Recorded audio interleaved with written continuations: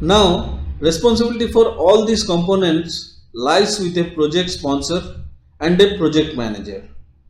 This is why both of them must be very acquainted with the use of MS Project software and its application. Project sponsor gives the senior level support, while project manager is responsible for the day-to-day management of the project. So he should be very much focused with the scope, schedule, finance, risk and resources of the project day in, day out. Projects are generally divided in four main categories: initiation, planning, execution and closure.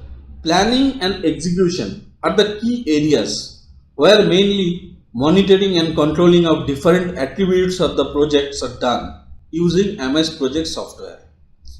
In order to deliver a successful project, the task should be within manageable length.